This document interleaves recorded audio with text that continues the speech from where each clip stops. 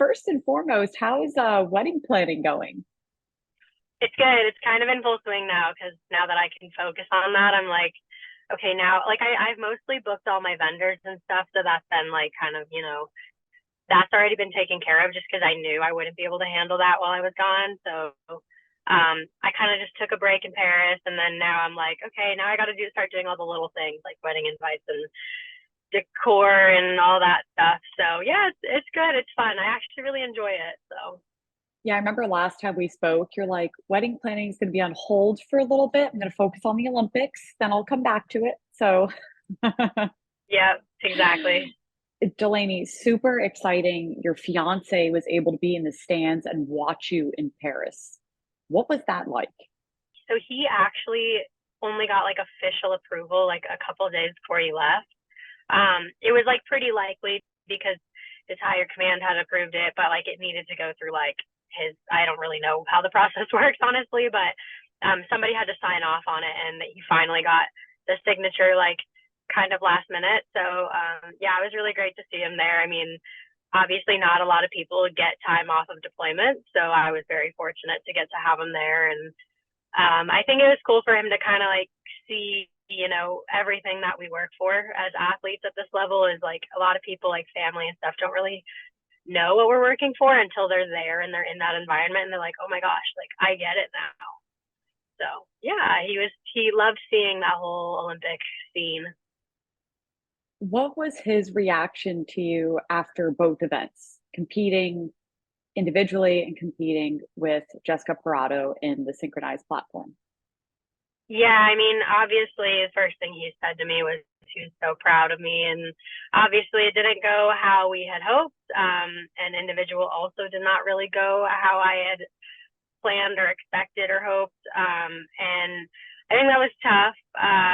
But at the same time, like, he was such a great cheerleader for me. And, I kind of told him, like, after my event, I was like, I don't really want to talk about it right now. And he totally understood that and was like, we can talk about it later. And he was just very understanding. And, he's the person I go to first for anything. So it was really great to have him there, especially in a time when I was like, I really needed him. And honestly, it would have been a lot harder without him there. So, For sure, the support is incredible. yeah. Delaney, I want to talk about your road to Paris and how the gap between Tokyo and Paris was a little bit shorter than normal. What were the benefits and the challenges with that? Yeah, I mean, the benefits is that, 3 years is just an easier time to train. It's 4 years is just a long time, and having that year taken off, I think, um, it just makes it a little easier of a pill to digest. However, I think what's hard is that I feel like for a lot of athletes, that third year is kind of like a dip, like you're kind of coming back down, and then that fourth year is like, all right, we're peaking again. So I feel like it's just timing was kind of hard. And unfortunately, after Tokyo, we didn't have a lot of time to take a break just because, 3 years really just takes away the time that you have to, get the surgeries you need or get the recovery you need and just like step away from the pool and be a human for a little bit. And so I think that kind of unfortunately had an effect on me. I would have been nice to have a little bit more time to just kind of hit the reset button and be more prepared going into Paris. But otherwise, yeah, I don't think it was really too much of an issue. And Delaney, two-time Olympian, I'm sure that just doesn't get old to tell yourself. You have to pinch yourself constantly. I want you to break down comparing and contrasting the Tokyo Games versus the Paris Games.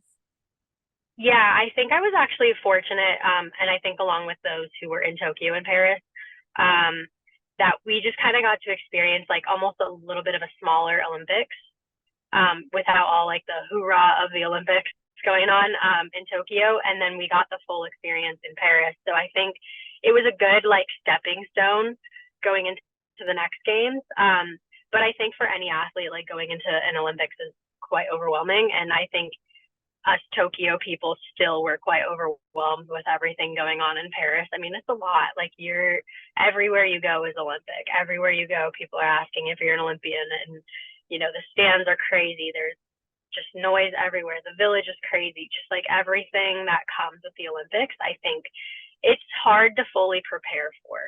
So I think, regardless, though, I mean, it's an incredible feeling to be a two-time Olympian. I mean, there's not a lot of people on this planet that can say that. So it's definitely a special thing. It's really cool to be part of that exclusive club.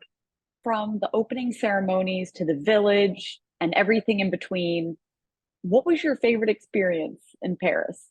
Honestly, it was having my family there. I think it would have been really cool to experience winning a silver medal with my family there in Tokyo, but and unfortunately, we didn't get to experience that part of it with the family, but like having them there to support me, like you said earlier, like that support was everything. I think kind of processing everything that had happened in Paris was a little more difficult it would have been more difficult without family there. So, but having them in the stands was honestly amazing. I mean, that was actually the first time that my mom and my sister and stuff have seen me compete internationally. So it was really, really cool to get to have that be their first time seeing me compete internationally. I know you talked a lot about the excitement and, everything outside of the pool in Paris, the adrenaline. Who were some Team USA athletes that you were super excited to meet? I really wanted to meet the gymnasts just because I grew up as a gymnast and I looked up to all the gymnasts when I was a little girl. And I didn't really meet them because obviously I didn't really want to like mess with any other competitive mindset. I didn't really want to be like the crazy fan, like, oh my gosh, can I get a picture? So I actually just kind of like, I had said hi a couple times to like Simone and Suni Lee and Jade Carey and stuff, just because Jade Carey is also from Arizona, so it was cool to like have her also be a fellow Arizona Olympian because there's not many of us that were there. So yeah, I think the gymnasts were definitely on the top of my list. Speaking of gymnastics and how you got into diving, can you take us through your path to the diving boards? Yeah, so I quit gymnastics when I was about 10. But before I quit, there was a girl who did gymnastics on my team. She was one of the older girls.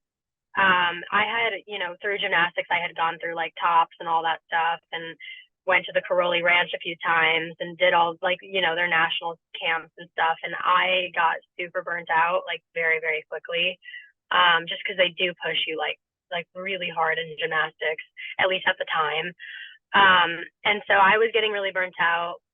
My siblings were actually swimming on a club team at the University of Arizona pool.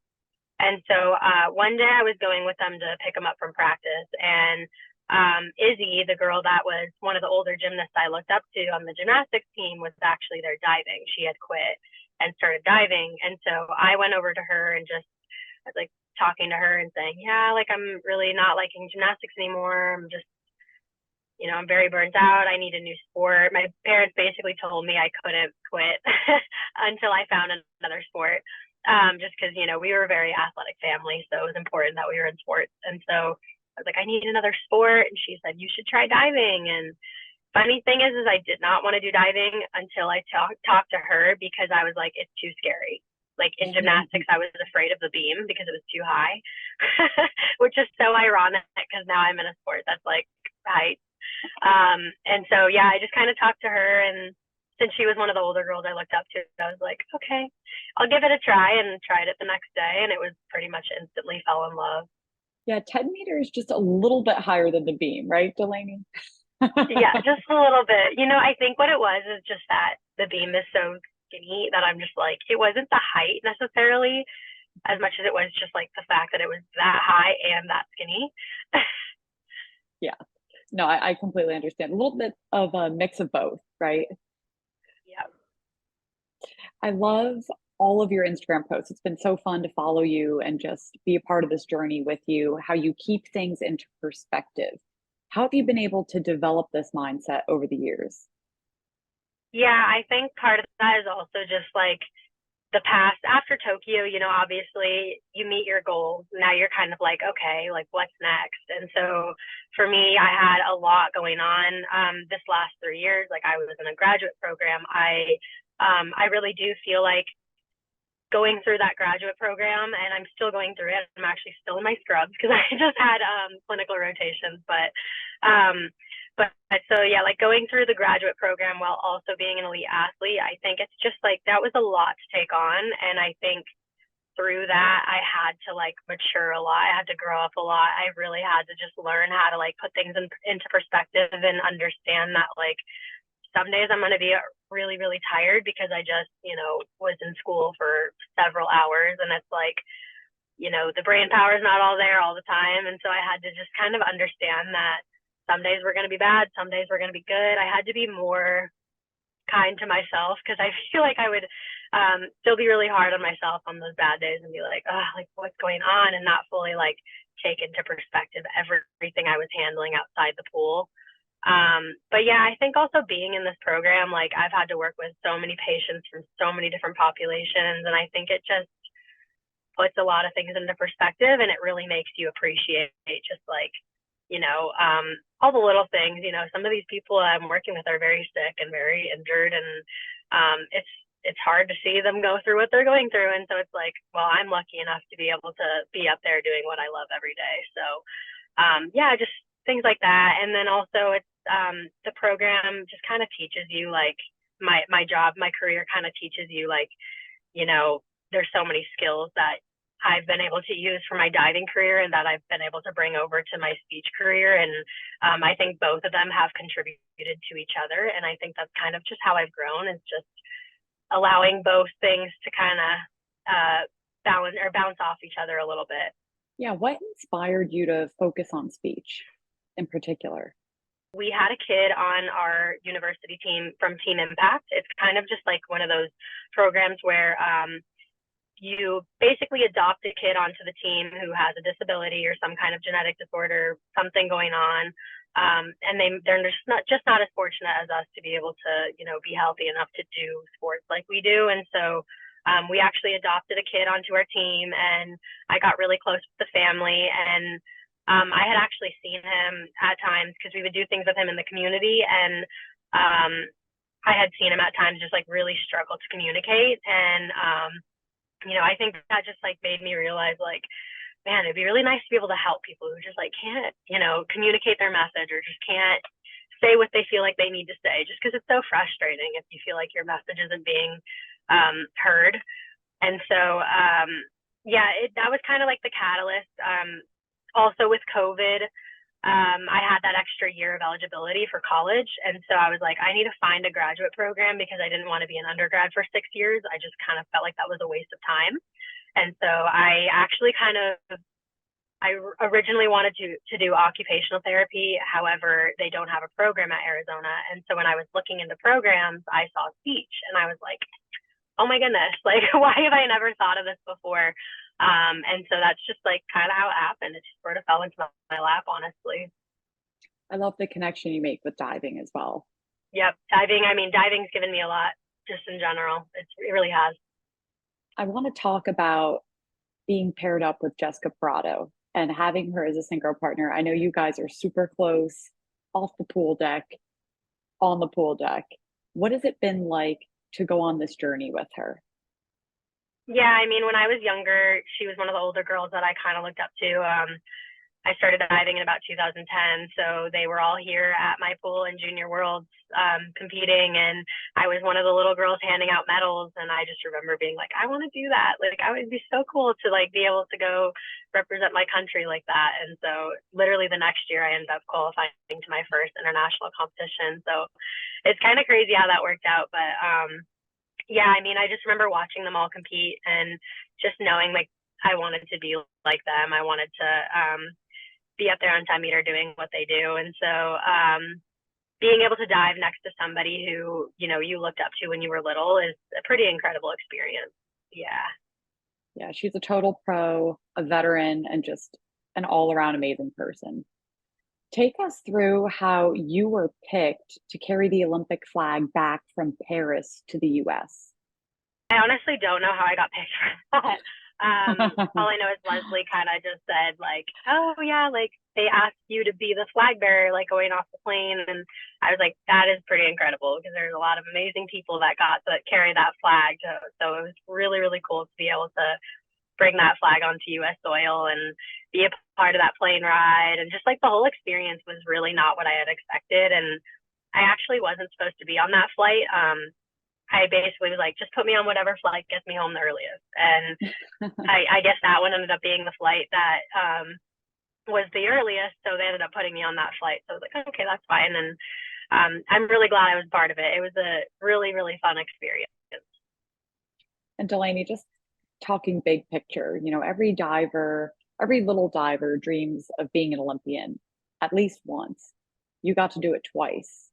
It means a lot just because, I think this last game's just really put it in their perspective for me, is just because, obviously, like, you really want to go out on a high note. Like, whether this will be my last competition, I don't know yet. I'm still kind of deciding and taking some time for myself right now. But like, I feel like I just had this idea in my head, like, it needs to end on the right note. I need to end it positive. And it's like, I still feel like it, even though I didn't earn another medal, it still ended positive as long as I, look at it that way. It's like everything has to be taken into perspective. I mean, there's so many positives that come out of that. And I think losing a medal or not making a final and, all those negative, I guess, things that happen, like, in the end, are they really negative? Because it's like, it's all about the experience. It's all about how you look at it. And like, sports is so much more than medals. And I feel like athletes sometimes get defined by these medals, and it's just like, that shouldn't be what it's about. I mean, we all have so much, like, so many incredible stories to tell. And I think it's just, it's cool to be able to hear athlete stories and how far they've come and just like see the growth and stuff. So I think for me, just to be able to get to compete at the world's grandest stage twice, and like even have an Olympic medal at all, like, I'm very, very grateful for that. I mean, I never take that for granted. And I'm very, very proud of myself for that, just because, obviously that's what we work for. It doesn't mean that I don't want those medals just because it doesn't define me. I still want those medals, but at the end of the day, like, it's all about the journey. It's not about the results. So. And I love it because you go from one high, the Olympic Games, to the next high, your wedding. What's Yeah. next for you after the wedding? So we're planning the wedding, we're getting ready for that. Then what? Yeah, so in December I'm actually moving to Colorado to live with my fiance for a little while. So I'm ready to like kind of be with him. We've been doing distance for like 3 years, so we're very ready to just kind of have some time together before I decide whether I'm coming back to diving or not, and just kind of like experience life a little bit.